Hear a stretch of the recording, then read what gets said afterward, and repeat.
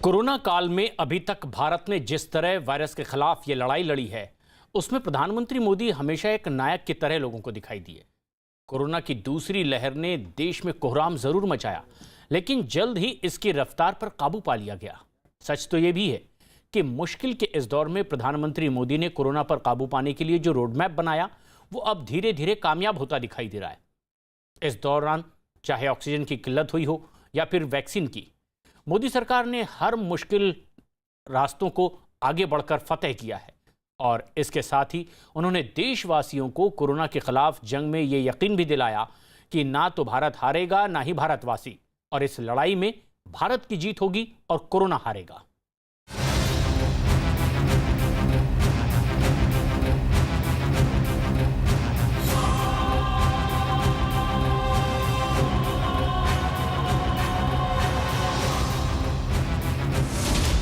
खत्म हुई वैक्सीन की किल्लत, महामारी पर वैक्सीन का नया वार। न हारेगा भारत, न भारतवासी।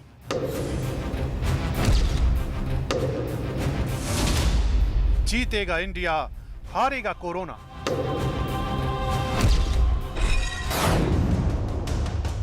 कोरोना की दूसरी वेव ने भारत में कोहराम मचा दिया, लेकिन मुश्किल के इस दौर में प्रधानमंत्री नरेंद्र मोदी ने खुद पर संयम रखते हुए महामारी से जूझते देशवासियों को बचाने के लिए एक ऐसा रोड मैप तैयार किया, जिसकी बदौलत आज देश कोरोना को एक बार फिर हराने की कगार पर है।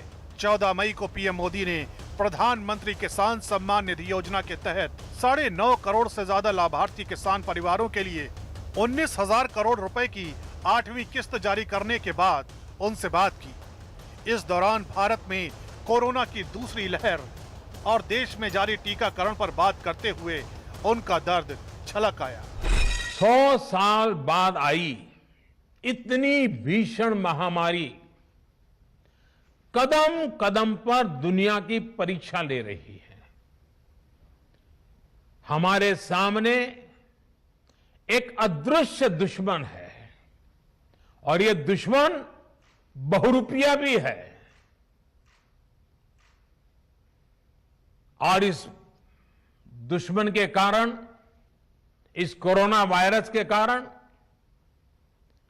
हम अपने बहुत से करीबियों को खो चुके हैं। बीते कुछ समय से जो कष्ट देशवासियों ने सहा है, अनेकों लोग जिस दर्द से गुजरे हैं,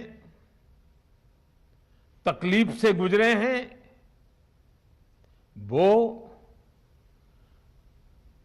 मैं भी उतना ही महसूस कर रहा हूं। सच तो यह है कि नरेंद्र मोदी की अगुवाई में सरकार ने कोरोना की दूसरी लहर के सामने हार नहीं मानी। लगभग 1 महीना पूरा होने को आया है, लेकिन पीएम मोदी न थके हैं और न ही रुके हैं। हर दिन कोरोना से जुड़े हर स्टेक होल्डर्स से बात कर रहे हैं। ऑक्सीजन की किल्लत हुई तो मोदी सरकार ने तमाम सरकारी मशीनरी को एकजुट कर दिया। रेमडेसिविर की मुश्किल आई तो सरकार ने इसका उत्पादन बढ़ा दिया। अब वैक्सीनेशन की किल्लत की दिक्कत आई तो मोदी सरकार ने इसकी कमी दूर करने के लिए देश में उत्पादन बढ़ाने और दुनिया भर से दवा आयात को बढ़ाने के लिए बड़ी कंपनियों के साथ बात कर इस किल्लत को भी दूर कर दिया। सच तो यह है कि 16 मई से 31 मई तक केंद्र सरकार राज्यों को 192 लाख कोविड वैक्सीन की डोज भेजेगी। सभी राज्यों को ये वैक्सीन डोज मुफ्त दिए जाएंगे। इनमें कोवैक्सीन की 29.49 लाख डोज और कोविशील्ड के 162.5 लाख डोज शामिल होंगे। राज्यों को दवा भेजने से पहले ही बताया जाएगा कि उनकी मुफ्त वैक्सीनेशन की खेप कब मिलेगी, ताकि इसकी बर्बादी से बचा जा सके। केंद्र सरकार के मुताबिक राज्यों और निजी अस्पतालों को मई महीने के लिए 4.39 करोड़ से ज्यादा डोज पहले ही दी जा चुकी हैं। अब तक देश भर में 18 करोड़ से ज्यादा लोगों को वैक्सीन दी जा चुकी है। गांव में रहने वाली सभी भाई बहनों को कोरोना से फिर सतर्क करना चाहता हूं। ये संक्रमण अभी गांव में भी तेजी से पहुंच रहा है। देश की हर सरकार इससे निपटने के लिए हर संभव प्रयास कर रही है। इसमें गांव के लोगों की जागरूकता, हमारी पंचायती राज से जुड़े जो भी व्यवस्थाएं हैं, उनका सहयोग, उनकी भागीदारी उतनी ही आवश्यक है। आपने देश को कभी निराश नहीं किया है। इस बार भी आपसे यही उम्मीद है। कोरोना वायरस की दूसरी वेव से ही देश और देशवासियों को बचाने के लिए ये पीएम नरेंद्र मोदी का ही बनाया रोड मैप है, जिसकी बदौलत आज भारत ने वैक्सीन की कमी और किल्लत को भी दूर कर दिया है। इतना ही नहीं, ये पीएम मोदी का ही फैसला है कि अब भारत की कोई भी कंपनी जिसके पास अपना इंफ्रास्ट्रक्चर हो और वैक्सीन बनाने में सक्षम हो, तो वो सरकार की सहमति और फार्मूला लेकर वैक्सीन का उत्पादन शुरू कर सकता है। सच तो ये है कि भारत किसी भी अन्य देश से ज्यादा वैक्सीनेशन कर रहा है। केंद्र सरकार ने वैक्सीन के उत्पादन को बढ़ाने के लिए दुनिया भर की बड़ी कंपनियों से बात की है। फाइजर और जॉनसन एंड जॉनसन जैसी कंपनियों से भारत में वैक्सीन भेजने और यहीं बनाने की बात तय की है। इसके अलावा नोवावैक्स वैक्सीन का तीसरा ट्रायल चल रहा है। सरकार को उम्मीद है कि जल्द ही इसे भी इस्तेमाल करने की मंजूरी मिल जाएगी। इतना ही नहीं, रूस की वैक्सीन स्पुतनिक का आयात भी शुरू हो चुका है और स्पुतनिक वैक्सीन का उत्पादन भी भारत में होगा। ये जो सारी मिलाकर जो डोजेज हैं, जिसमें से मैंने कहा कि 18 करोड़ डोजेज भारत के अंदर ऑलरेडी दी जा चुकी हैं, ये जो डोजेज की संख्या है ये करीब 51.6 करोड़ बैठती है। यानी जुलाई 31 तक देश को 51.6 करोड़ डोजेज जो है ये उपलब्ध हो जाएंगी और उसमें से 18 करोड़ डोजेज हम अभी ऑलरेडी लगा चुके हैं। केंद्र सरकार को भरोसा है कि जल्दी ही दवा और वैक्सीन की कमी का दौर खत्म होगा। देश बड़ा है और 18 से 45 साल की उम्र के लोगों की आबादी भी बड़ी है, इसलिए इस उम्र के लोगों के लिए वैक्सीनेशन की प्रक्रिया आसान होने में महज कुछ और वक्त लगेगा। इसके लिए भी मोदी सरकार न सिर्फ देश में वैक्सीन का उत्पादन बढ़ा रही है, बल्कि वैक्सीन को ज्यादा तादाद में आयात करने का फैसला लिया है। सरकारी सूत्रों के मुताबिक देश और विदेश की बड़ी कंपनियों ने सरकार को वैक्सीन सप्लाई के आंकड़े दे दिए हैं। इनके मुताबिक भारत बायोटेक और 3 अन्य कंपनियां मिलकर मई में 1 करोड़ 70 लाख, जून में 2.5 करोड़, जुलाई में 6 करोड़, अगस्त में 7.5 करोड़, सितंबर में 7 करोड़ 70 लाख, अक्टूबर में 12 करोड़ 20 लाख, नवंबर में भी 12 करोड़ 20 लाख और दिसंबर में 15.5 करोड़ डोज की सप्लाई करेगी। रूस मई में 60 लाख, जून में 1 करोड़, जुलाई में 2 करोड़ 81 लाख, अगस्त में 1 करोड़ 60 लाख, सितंबर में 1 करोड़ 70 लाख, अक्टूबर में 3 करोड़ 10 लाख, नवंबर में 6.5 करोड़ और दिसंबर में 8.5 करोड़ स्पुतनिक वैक्सीन के डोज सप्लाई करेगा। जायडस कैडिला की वैक्सीन भी जुलाई 2021 के आखिर तक आ जाएगी। कंपनी अगस्त से दिसंबर तक यानी 5 महीनों में 5 करोड़ डोज सप्लाई करेगी। बायोलॉजिकल ई लिमिटेड की वैक्सीन भी जुलाई 2021 तक बाजार में आ जाएगी। कंपनी अगस्त से लेकर दिसंबर तक यानी 5 महीनों में 50 करोड़ डोज सप्लाई करेगी। जेन नोवा कंपनी के मुताबिक सितंबर से लेकर दिसंबर तक हर महीने 1 करोड़ यानी 4 करोड़ वैक्सीन की सप्लाई करेगी। जॉनसन एंड जॉनसन अगस्त से दिसंबर तक हर महीने 5 करोड़ वैक्सीन यानी कुल 25 करोड़ वैक्सीन डोज सप्लाई करेगी। SII सितंबर से दिसंबर यानी 4 महीने के बीच अपनी कोवैक्स वैक्सीन के 10 करोड़ डोज सप्लाई करेगी। भारत बायोटेक सितंबर से दिसंबर यानी 4 महीने के दौरान अपनी नई इंट्रानेजल यानी नाक के जरिए ली जाने वाली वैक्सीन के 40 करोड़ डोज सप्लाई करेगी। इसके अलावा केंद्र सरकार फाइजर और मॉडर्ना जैसी बड़ी दवा कंपनियों से भी उनकी वैक्सीन के आयात और देश में उत्पादन पर बात कर रही है। नीति आयोग के सदस्य डॉक्टर बीके पॉल के मुताबिक सिर्फ कोवैक्सीन, कोविशील्ड और अब स्पुतनिक के अलावा 5 अन्य वैक्सीनों की बदौलत देश से कोरोना को खत्म करने की जंग शुरू होगी। उनके मुताबिक 2021 के अंत तक देश को मिलने वाली 8 वैक्सीन के जरिए वैक्सीनेशन की प्रक्रिया पूरी होगी। इतना ही नहीं, गुरुवार को उन्होंने अपनी प्रेस कॉन्फ्रेंस में यह बताया था कि अगस्त 2021 से लेकर दिसंबर तक देश में कुल वैक्सीन के 216 करोड़ डोज तैयार होंगे, जो सिर्फ देश और देशवासियों के लिए होंगे। कोरोना की दूसरी लहर से जूझते देश के लिए एक अच्छी खबर यह भी है कि कोरोना के खिलाफ भारतीय वैज्ञानिकों ने एक बार फिर बहुत बड़ी सफलता हासिल की है। डीआरडीओ के वैज्ञानिकों ने कोरोना के खिलाफ एक ऐसी संजीवनी तैयार करने का दावा किया है जो न सिर्फ कोरोना मरीज की ऑक्सीजन पर निर्भरता कम करती है, बल्कि महज कुछ दिनों के भीतर मरीज ठीक होकर अपने घर जा सकता है। डीआरडीओ यानी रक्षा अनुसंधान और विकास संगठन के मुताबिक उसने 2DG नाम की दवा तैयार की है, जिसकी बदौलत कोरोना के संक्रमण का शिकार बने लोग जल्द ठीक हो जाएंगे।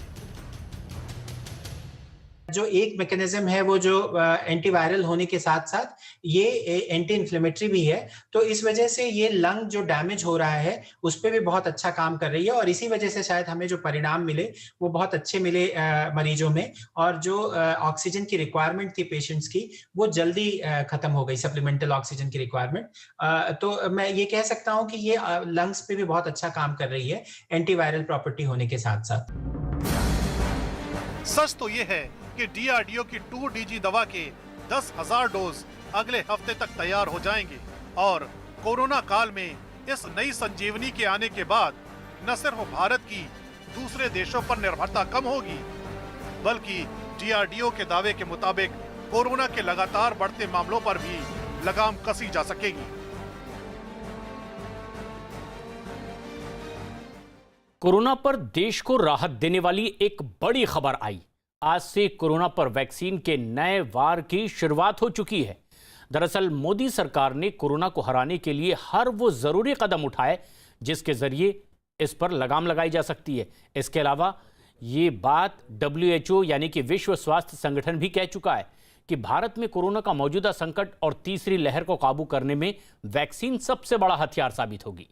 WHO के वैज्ञानिकों का दावा है कि कोरोना का भारतीय वेरिएंट दूसरे देशों में पाए जाने वाले वेरिएंट की तुलना में कहीं ज्यादा घातक है, लेकिन भारत में जो वैक्सीन लग रही है उसके सामने कोरोना का हर वेरिएंट धराशायी होगा।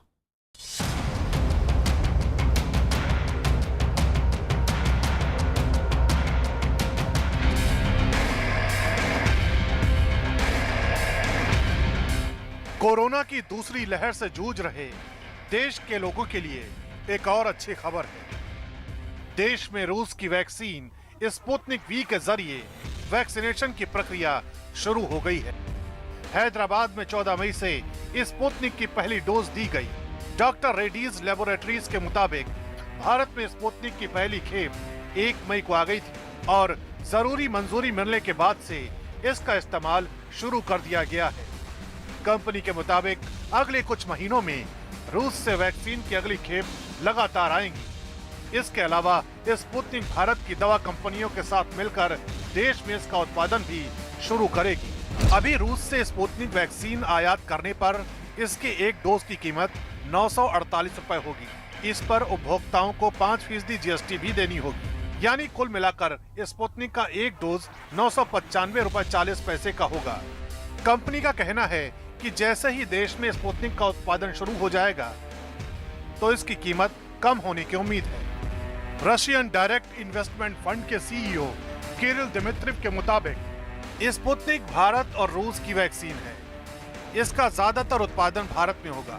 हमें उम्मीद है कि हम भारत में इस साल स्पुतनिक के 850 मिलियन डोज तैयार कर लेंगे। हम जल्द ही स्पुतनिक लाइट वैक्सीन को भी भारत में उतार देंगे।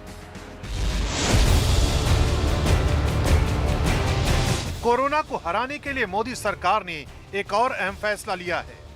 दरअसल सरकार ने यह फैसला किया है कि कोविशील्ड को ज्यादा असरदार बनाने के लिए उसके 2 डोज में ज्यादा दिनों का अंतर बढ़ाया जाए।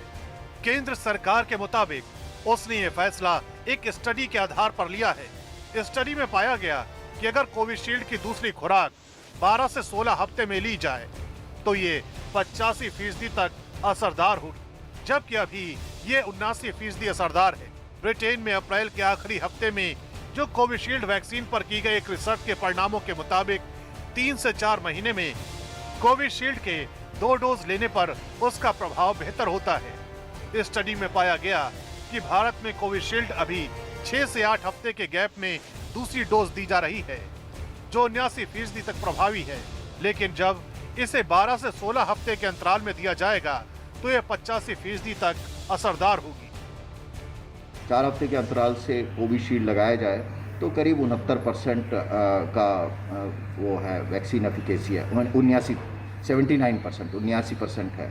और जो इस तरीके से अंतराल बढ़ा दिया जाए तो 85% तक रहता है। तो बहुत ज़्यादा अंतर नहीं है, लेकिन ऐसा परेशान होने की ज़रूरत नहीं है। दूसरा, मैं यहाँ पर ये बहुत अच्छी तरीके से कहना चाहूँगा कि टीका लगने के बाद लापरवाही नहीं होनी चाहिए। लापरवाही कोरोना अप्रोप्रिएट बिहेवियर की, नहीं तो क्योंकि ब्रेक थ्रू इन्फेक्शन हो सकता है। और दूसरा, अगर टीका लगाने के बाद अगर आपको कोरोना जैसे लक्षण दिखाई देते हैं, तुरंत अपनी जांच कराएं। सच तो यह है कि जो लोग कोविशील्ड की दोनों खुराक ले चुके हैं उन्हें घबराने की जरूरत नहीं है। National technical advisory group on immunisation के सदस्य NK अरोड़ा के मुताबिक कोविशील्ड की दोनों खुराकों के बीच गैप बढ़ने से अभी के मुकाबले 6% ज्यादा असरदार होगी। इसका मतलब ये है कि जिन्होंने पहले ही कोविशील्ड की दोनों खुराकें ले ली हैं, उन्हें किसी भी तरह की चिंता करने की जरूरत नहीं है। इस गैप को बढ़ाने से एंटीबॉडी में 40 से 50% तक इजाफा होगा।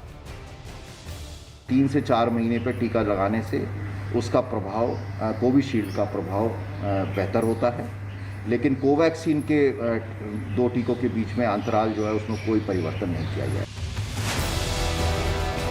डॉक्टर अरोड़ा के मुताबिक अगर किसी को कोरोना का इन्फेक्शन हो जाए तो उसके शरीर में 3 महीने से लेकर 9 महीने तक एंटीबॉडी रहती है, जबकि टीका लगने के बाद एंटीबॉडी कई गुना ज्यादा प्रोड्यूस होती है और लंबे वक्त तक रहती है। भारत में कोरोना वैक्सीन कितनी प्रभावशाली है और वैक्सीन लगने के बाद ब्रेक थ्रू इन्फेक्शन की क्या संभावना है, वैक्सीन के डोज के बीच गैप बढ़ाने पर इसका क्या असर होगा, ये सब जानने के लिए एक नेशनल ट्रैकिंग सिस्टम बना है, जिसकी रिसर्च की रिपोर्ट अगले 4 हफ्ते में आएगी। दरअसल नेशनल ट्रैकिंग सिस्टम के जरिए ये भी देखा जा रहा है कि वैक्सीन लेने के बाद कितने लोग बीमार पड़ रहे हैं, और अगर बीमार पड़ रहे हैं तो उसकी गंभीरता कितनी है। इस ट्रैकिंग सिस्टम के माध्यम से ये भी पता लगाया जा रहा है कि जिन्हें वैक्सीन की 1 डोज लगी तो बीमारी की गंभीरता क्या है। इसके अलावा 2 डोज लेने के बाद भी बीमारी की गंभीरता कितनी है, और अगर टीका नहीं लगा तो बीमारी की गंभीरता क्या है।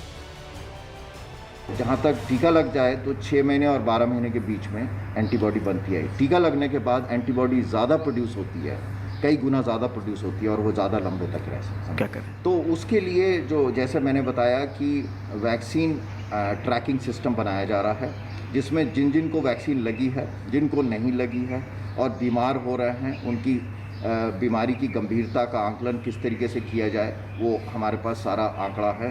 और उससे ये पता चल सकेगा कि अगर टीका लगाते हैं, 1 टीका लगाए तो उसके बाद बीमारी की गंभीरता कैसी है, 2 टीके लगे तो उस समय बीमारी की गंभीरता कैसी है, और अगर टीका नहीं लगा हो तो गंभीरता कैसी रहती है। तो इस तरीके से एक पूरा का पूरा कॉम्प्रिहेंसिव तरीके से हमें अपने देश की जो जनता है उसके बारे में पता चलेगा। सच तो ये है कि ये तमाम कदम कोरोना पर लगाम कसने के लिए उठाए जा रहे हैं। केंद्र सरकार का दावा है कि वैक्सीन की कमी दूर करने के साथ साथ उसे अब रेमडेसिविर का उत्पादन और उसके राज्यों के बीच बंटवारे का काम सुचारू रूप से चल रहा है। जब रेमडेसिविर की मांग बढ़ने लगी तब केंद्र सरकार ने 7 कंपनियों की बैठक बुलाकर कीमतें तय कर दी थी। ये कीमत 3500 रुपए है। रेमडेसिविर की फॉर्मुलेशन के साथ 7 बड़ी कंपनियों के साथ करार किया। इसके अलावा जब महाराष्ट्र सरकार ने आरोप लगाया कि वहां की कंपनी भी रेमडेसिविर बना सकती है लेकिन इजाजत नहीं मिल रही, तो केंद्र सरकार ने न सिर्फ महाराष्ट्र को दवा के उत्पादन की इजाजत दी बल्कि उनकी पूरी दवा खरीदने की शुरुआत भी कर दी। 10 अप्रैल से पहले सिर्फ 20 प्लांटों पर रेमडेसिविर बन रहा था, जिसमें हर रोज 3.25 लाख वायल बन रहे थे। लेकिन राज्य सरकारों की दवा की कमी की शिकायत के बाद केंद्र सरकार ने अब इसका फॉर्मूला शेयर कर इसका उत्पादन बढ़ा दिया है, यानी रेमडेसिविर की कमी भी खत्म कर दी गई है। 10 अप्रैल के बाद अब कुल 57 फैक्ट्रियों में हर रोज 1.07 करोड़ वायल का उत्पादन हो रहा है। केंद्र सरकार ने ये भी संकेत दिए हैं कि कोरोना की ये दूसरी लहर कम होने के बावजूद भी इसके उत्पाद को कम नहीं किया जाएगा। केंद्र सरकार के मुताबिक रेमडेसिविर के स्टॉक को बचाकर रखा जाएगा ताकि अगर कोरोना की तीसरी लहर आती है तो इस इंजेक्शन की किल्लत ना हो। यानी साफ है कि केंद्र सरकार आने वाले खतरे से निपटने के लिए पूरी तरह से तैयार हो चुकी है।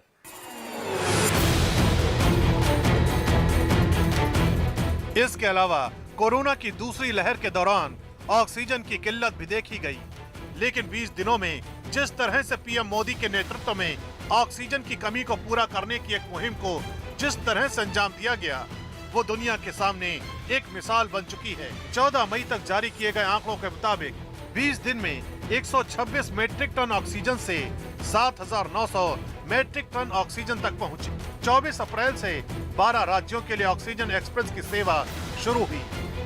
ऑक्सीजन एक्सप्रेस हर रोज 800 metric ton liquid medical oxygen deliver कर रही है। 14 मई तक महाराष्ट्र को 426 मीट्रिक टन ऑक्सीजन मुहैया करवाई जा चुकी है। उत्तर प्रदेश को 2,210 मीट्रिक टन ऑक्सीजन भिजवाई जा चुकी है। मध्य प्रदेश को 408 मीट्रिक टन तो हरियाणा को 1,228 मीट्रिक टन ऑक्सीजन मुहैया करवाई गई। तेलंगाना को 308 मीट्रिक टन, राजस्थान को 72 मीट्रिक टन ऑक्सीजन भिजवाई गई। कर्नाटक को 120 मीट्रिक टन और उत्तराखंड को 80 मीट्रिक टन ऑक्सीजन भिजवाई जा चुकी है। वहीं तमिलनाडु को 80 मीट्रिक टन तो दिल्ली को 2,934 मीट्रिक टन ऑक्सीजन मुहैया करवाई गई है। सच तो यह है कि कोरोना काल में चुनौतियां बड़ी थी, लेकिन पीएम मोदी के प्रयासों ने हर मुश्किल को पार किया है। कोरोना काल के दौर में कुछ ऐसा वक्त भी आया जिसमें बेहिसाब मुश्किलें थी और दूर दूर तक वायरस से बचने का कोई रास्ता नजर नहीं आ रहा था। लेकिन भारत ने पीएम मोदी की अगुवाई में कोरोना संजीवनी खोजने के लिए जिस शिद्दत के साथ काम किया, वो अपने आप में काबिले तारीफ है। सच तो यह है कि दिन ब दिन नए रिकॉर्ड बना रहा कोरोना वायरस उस रूप में लौटा है जो पहले से कहीं ज्यादा डराने वाला है। यही वजह है कि राज्य जहां सख्ती बरतने को मजबूर है, तो वहीं पीएम मोदी भी लगातार लोगों से इस बात की अपील कर रहे हैं कि कोरोना के खिलाफ अगर कोई सबसे कारगर हथियार है तो वो है आपकी समझदारी, आपका अनुशासन और कोरोना प्रोटोकॉल। और सच भी तो यही है कि आज लोगों को एक बार फिर कोरोना से बचने के लिए एहतियात बरतने की जरूरत है। इजराइल और हमास के बीच जारी तबाही और बर्बादी के 168 घंटे बीत चुके हैं। इस दौरान इजराइल के लड़ाकू जहाज़ों का गाजा के हमास के ठिकानों पर हमलों का सिलसिला रविवार को भी लगातार जारी रहा। इजरायली सेना का दावा है कि उसने गाजा में हमास के एक टॉप कमांडर के घर को निशाना बनाकर उसे जमींदोज कर दिया है। हमास और इजराइल के बीच जंग छिड़े 7 दिन हो चुके हैं, लेकिन अभी भी इस जंग के रुकने के कोई आसार नजर नहीं आ रहे।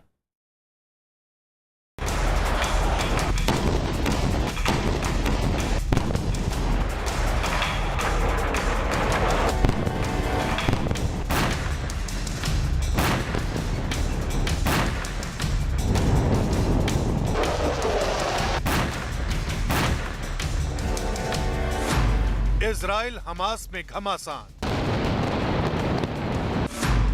7 दिन से जारी है जंग।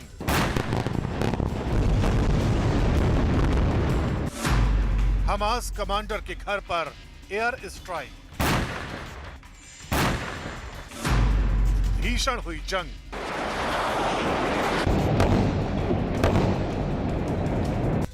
रविवार को भी गाजा में कुछ नहीं बदला।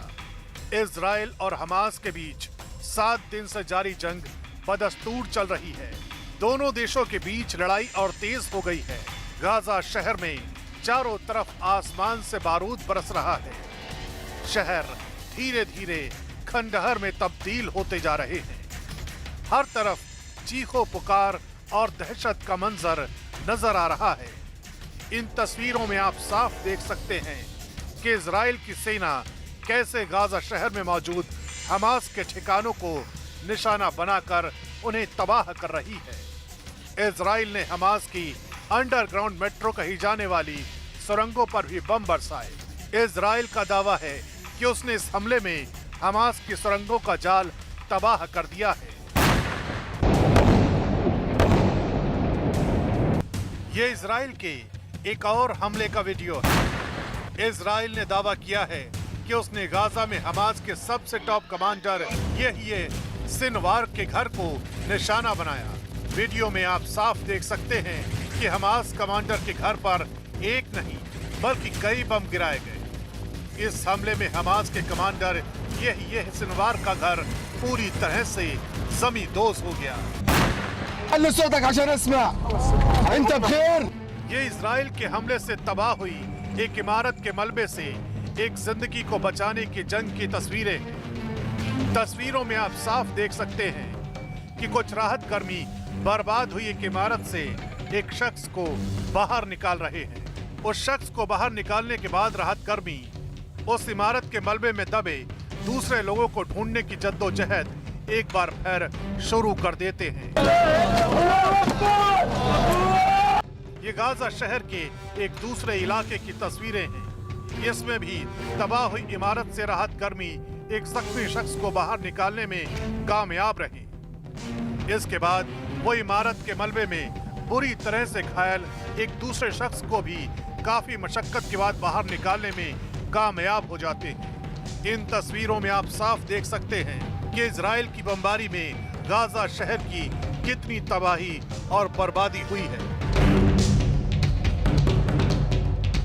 ऐसा नहीं है कि सिर्फ इजराइल ही गाजा में हमास के ठिकानों को निशाना बनाकर उन पर बम बरसा रहा है। हमास भी इजराइल के शहरों पर रॉकेट दागकर उसको नुकसान पहुंचाने की कोशिश कर रहा है। ये इजराइल के शहर तेल अवीव की तस्वीरें हैं। इन तस्वीरों में आप साफ देख सकते हैं कि कैसे एक परिवार हमास के रॉकेट हमले से अपनी जान बचाने की गरज से एक सुरक्षित जगह की तरफ भाग रहा है और इमारत के बाहर लगी आग और फैली बर्बादी को देखकर आपको समझ आ जाएगा कि यहाँ अभी अभी हमास का दागा एक रॉकेट आकर गिरा है और इस इलाके में फैली अफरा तफरी उस हमले का नतीजा है। इजराइल के मुताबिक हमास के इस हमले में उनका एक नागरिक भी मारा गया है।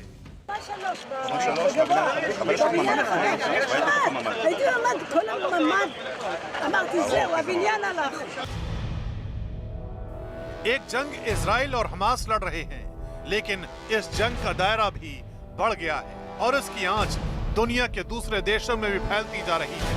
ये न्यूजीलैंड की राजधानी वेलिंगटन की तस्वीरें हैं। वेलिंगटन की सड़कों पर गाजा में इजराइल के हमले के खिलाफ एक रैली निकाली गई।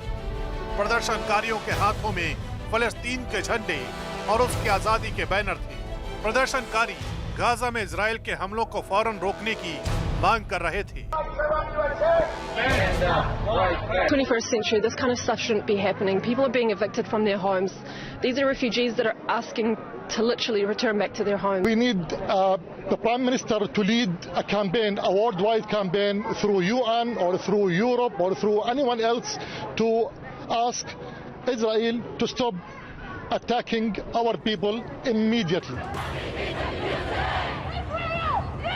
ऑस्ट्रेलिया के सिडनी और मेलबर्न में भी गाजा में इजराइल के हमलों के खिलाफ रैलियां निकाली गई। इन रैलियों में ऑस्ट्रेलिया में रह रहे फलस्तीनी समुदाय के सैकड़ों लोगों ने इजराइल के खिलाफ नारेबाजी की और मांग की कि इजराइल फलस्तीनी लोगों पर हमले करना फौरन बंद करे।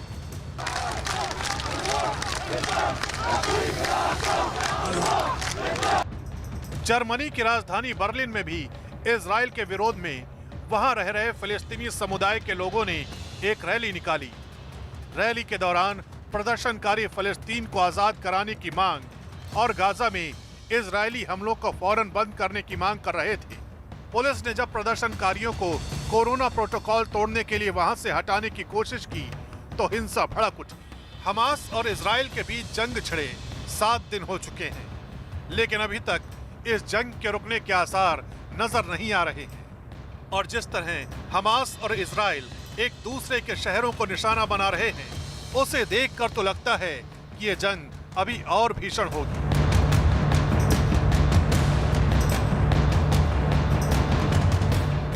जिस तरह फिलिस्तीन ने इजराइल के तेल अवीव समेत दूसरे शहरों को निशाना बना लिया, उससे तनाव बढ़ गया है। लेकिन इजराइल ने फिलिस्तीन के हमलों को बहुत हद तक नाकाम करने में भी कामयाबी हासिल की है। इजराइल ने अपने रक्षा कवच का इस्तेमाल करके अब तक कोई बहुत बड़ा नुकसान खुद को नहीं होने दिया।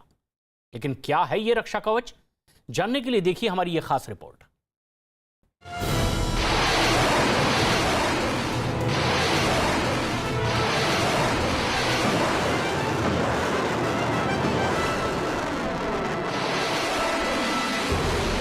फिलिस्तीन और इजराइल के बीच जंग की आग भड़क उठी है।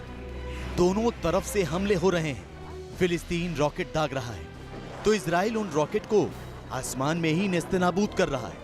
लेकिन सवाल ये कि इजराइल आसमान में ही इतनी आसानी से रॉकेट को नष्ट कैसे कर रहा है? तो जवाब है आयरन डोम।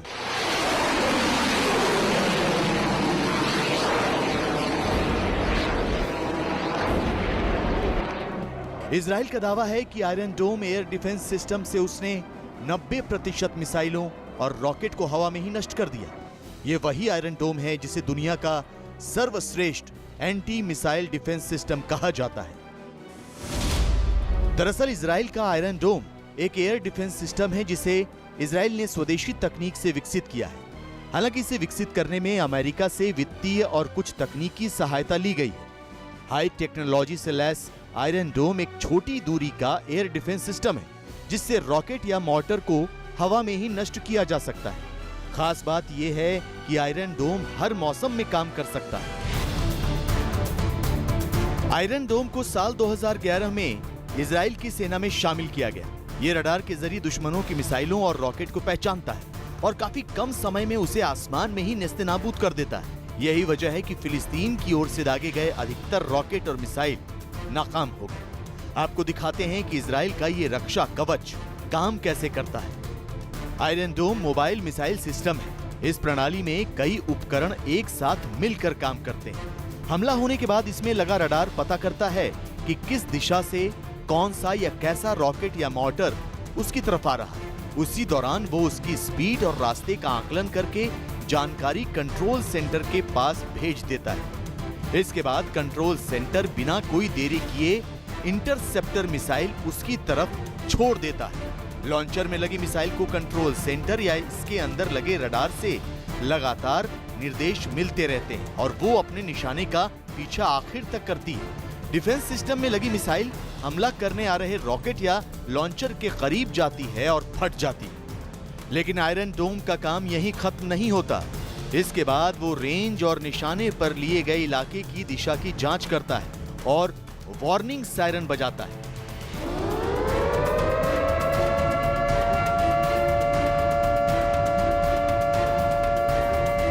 सायरन बजाने के बाद स्थानीय लोगों के पास सुरक्षित स्थानों पर जाने के लिए 30 से 90 सेकंड का समय होता है। दरअसल इजराइल के इस एयर डिफेंस सिस्टम का मुख्य लक्ष्य मिसाइल को आबादी वाली जगहों से दूर ले जाना होता है ताकि जमीनी स्तर पर कम से कम नुकसान हो। रॉकेट्स के द्वारा इजराइल को भारी नुकसान पहुंचाया जाए, वो उनकी चाल सफल नहीं हो पाई, उनका प्लान सफल नहीं हो पाया और उनके बहुत बड़ी संख्या में रॉकेट हवा में ही डिस्ट्रॉय कर दिए गए। इस प्रकार उनके वो रिसोर्स बर्बाद हो गए जो उन्होंने इतने सालों से इकट्ठे किए होंगे रॉकेट्स वगैरह, और एक किया था कि इजराइल को बहुत बड़ा नुकसान करेंगे, तो आज उनके पास है ही नहीं। और दूसरी बात, उनके पास अपना एयर डिफेंस सिस्टम नहीं है, तो जो इजराइल अपना एयर स्ट्राइक कर रहा है वो खुले दिल से कर रहा, उसको कोई रोक टोक नहीं हो रही। उन्होंने हमास के हेडक्वार्टर को, बिल्डिंगों को, जहां पर भी हमास फाइटर थे उनको चुन चुन के डिस्ट्रॉय किया, बर्बाद कर दिया। आयरन डोम मोबाइल लॉन्चर एक ट्रक के सहारे कहीं भी पहुंचाया जा सकता है। डिफेंस सेक्टर से जुड़ी कंपनी रेथॉन का कहना है कि इसकी एक यूनिट करीब 155 वर्ग किलोमीटर के दायरे तक की रक्षा करने में सक्षम है। तो शायद यही वजह है कि इजराइल फिलिस्तीन के हमलों से बच पाने और बड़े नुकसान को टाल पाने में कामयाब हुआ। हालांकि दोनों देशों के बीच जारी टकराव और विकराल हुआ तब शायद आयरन डोम भी फेल हो जाए। लिहाजा इजिप्ट ने शांति बहाल करने के लिए पहल की है और एक दल को इजराइल रवाना किया है। उम्मीद है कि बहुत जल्द युद्ध के बादल छट जाएंगे। मरीज